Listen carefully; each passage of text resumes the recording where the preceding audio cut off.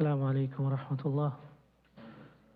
بسم الله والحمد لله والصلاة والسلام على رسول الله وعلى آله وصحبه ومن والاه. Inshallah, dear brothers and sisters, with another golden piece of advice from the companions of Rasulullah sallallahu alaihi wasallam. And the advice for today is another one from Sayyidina Abu Darda radiyallahu ta'ala anhu. It is related that he said, أنصف أذنيك من فيك فإنما جعل لك أذنان اثنتان وفم واحد تسمع أكثر مما تقول. He said, radiyallahu ta'ala anhu, do justice between your ears and your mouth. You have been given 2 ears and 1 mouth so that you listen more than you speak. SubhanAllah. Listen more than you speak. Sometimes, especially in the culture that we live in, the moment we hear something, we have to talk about it. Like the news comes about something, and then there's like all these messages on Facebook, people commenting, analyzing, expressing their opinion. There's reaction videos on YouTube, right? And the details are still coming out. But we feel like we need to express our opinion right away, right? And the social media platforms give us a mouthpiece to do that, so it becomes very, very appealing. But the way of the believer is to deliberate, to wait, to gather all the facts, then to think, to ponder, to reflect. When the great ulama of the past, somebody would come and ask them a question that they've never heard of before, they would say, La adri, I don't know. I need time to think. I can't just give you an answer right away. I need time to think. La adri, I don't know. I can't give you right away. First time I'm hearing this issue, right? A lot of times, what happens also is rumors develop as a result of us being too quick to talk about something that we just heard. I heard from someone some sensational news.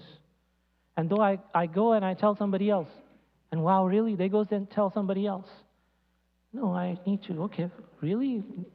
Let me talk to somebody else, investigate, find out, verify, before I share the news with anybody else.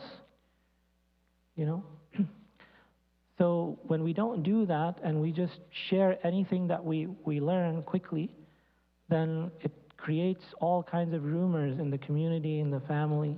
The Prophet ﷺ was, even though he was given a responsibility by Allah subhanahu wa ta'ala to preach, right? Even though he was given a responsibility by Allah subhanahu wa ta'ala to preach, he was not somebody who talked all the time. You would think that as a preacher, he would be talking all the time. But he was described as kana tawil as-samt. And it's not because he doesn't have words to express himself. To the contrary, utitu jawami al-kalim, right? Allah subhanahu wa ta'ala gave him the treasures of eloquence. But this is the point. He spoke occasionally. But when he spoke gems, sallallahu alayhi wa sallam. And the other day we were reading from the Shama'il on the Saturday-Sunday sessions. In the Saturday-Sunday sessions, one of his qualities was that he wouldn't interrupt. He wouldn't interrupt. Somebody's talking, he would listen. Listen. Sometimes somebody is telling him something that he already knows from somebody else. But he listens as though he's never heard it before. Like when you're really excited and you're telling somebody a story, what I heard today, Imam Sahib was saying, and you start telling us, yeah, I heard that somewhere else.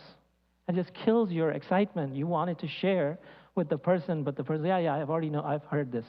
I was watching the live stream, I heard this. You don't have to tell me, right? No, this was not the attitude of the Prophet ﷺ. If somebody is telling him something, even if he knows it from before, he will listen to it as though he's hearing it for the first time. He doesn't interrupt. He doesn't interrupt. He would not interrupt someone unless somebody was saying something that is munkar. Then he would interrupt and tell the person to stop. And if the person didn't stop, then he would get up and leave, because he cannot be present in the state of munkar.